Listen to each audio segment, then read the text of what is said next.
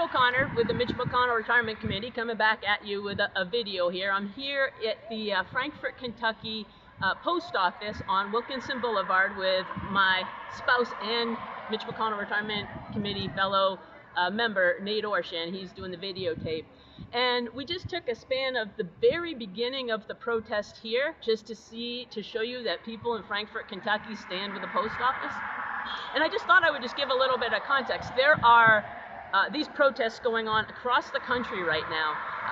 With the Donald Trump and his administration coming after the Postal Service, he has crossed a red line. He has crossed a line that affects every single American. You know, and I've been thinking about this a lot because now some of the new people are joining into the movement because, you know, when he first came after the Muslims, it may not have affected you. And if it didn't affect you, it may be harder to come out and protest. He came after LGBT people. Just so you know, we're getting an awful lot of good honks here again, just like we did the other day outside of Mitch McConnell's office. When he came for LGBTQ people, particularly trans folk, it may not have affected you.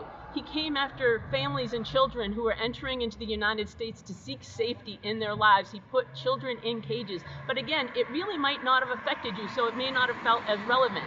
There are 170,000 dead Americans because of his ineptitude. And so now he has come after the post office, and every single one of us is affected. Whether it's a veteran who works for the post office, whether it's somebody in the rural areas who depends on the mail, whether it's folks who get their medications through the mail, poultry farmers who send baby chicks through the mail. I know it's hard to believe, but they do it. It could be a kid who is a pen pal. I heard a story the other day about a woman who sustained herself in rural areas with pen pals in the summer. So it could be something even as simple as that. Every American is affected.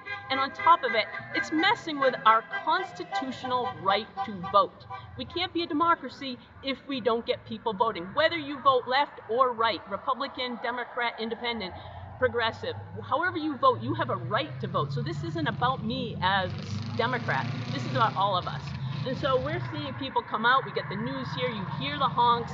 If you haven't joined a protest, that's okay. COVID times make it hard. There are other ways to protest. Find your flavor of activism, whether it is writing a letter to your senator, whether it's calling them, sending them an email, posting things on social media. Amplify other people's voices. Amplify the voices of the affected communities, Black Lives Matter, LGBTQ orgs, immigration orgs, refugee orgs, anything like that that you can. Follow people, send money. There are ways to fight back. Let's get this done because it is all hands on deck right now. Love, Kit. This is what democracy looks like! This is what